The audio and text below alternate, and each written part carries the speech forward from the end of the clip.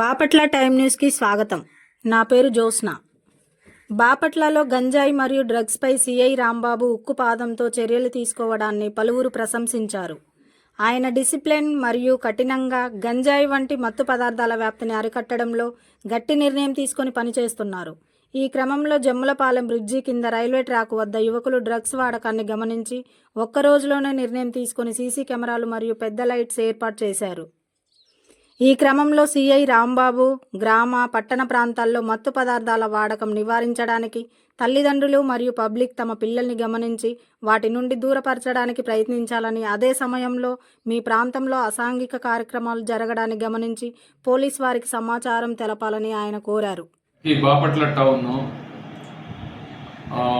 పెదనదిపాడు వెళ్ళేటువంటి జమ్ములపాలెం ఫ్లైఓవర్ కింద స్టెప్స్ దిగేటువంటి ప్లేస్లో ఒక ముగ్గురు వ్యక్తులు 2 రోజుల క్రితం ఒక ఇంజెక్షన్ ఒకటి చేతికి చేయించుకుంటూ ఆ వీడియో ఒకటి వైరల్ అయింది. దానిపైన వెంటనే మేము ఒక రిపోర్ట్ తీసుకొని దానిపైన కేసు రిజిస్టర్ చేసి ఆ ముగ్గురు వ్యక్తులను కూడా అదుపులోకి తీసుకొని వారిని విచారించడం జరిగింది. అట్లానే వారిని మనం హాస్పిటల్కి పంపించాం. వాళ్ళ బ్లడ్ నమూనాను తర్వాత యూరిన్ కూడా సీజ్ చేసి ఆర్ఎఫ్ఎస్ఎల్కి కూడా పంపించడం జరిగింది. దీంట్లో మనకు తెలిసినటువంటి విషయాలు ఏంటంటే, మనకి ఎనీ మెడికల్ షాప్లో పెయిన్ కిల్లర్ ట్యాబ్లెట్స్ ఏమున్నా కానీ వాటిని పిండి చేసేసి వాటర్లో మిక్స్ చేసి దాని నుండి ఇంజెక్షన్ తీసుకొని దాన్ని బాడీకి ఎక్కించుకోవటం, వెయిన్కి ఎక్కించుకోవటం జరుగుతూ ఉందని చెప్పి తెలిసింది.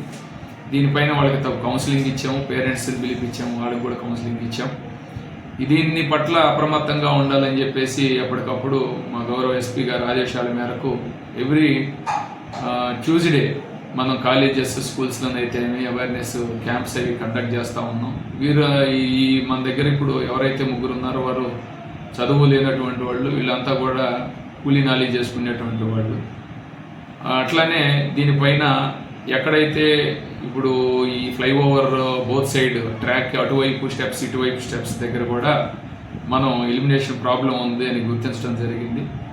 మా యొక్క ఎస్పీ సార్ ఆదేశాల మేరకు అటువైపు ఇటువైపు లైటింగ్ అరేంజ్మెంట్స్ జరుగుతూ ఉంది, చేపిస్తున్నాం. సీసీ కెమెరాస్ కూడా ఇప్పుడే పర్చేజ్ చేయడం జరిగింది. వాటిని తీసుకెళ్ళి ఈరోజు మధ్యాహ్నం లోపు కూడా అవి అక్కడ పెట్టేసి పూర్తిగా 24 hours కూడా ఒక మఫ్టీ బీట్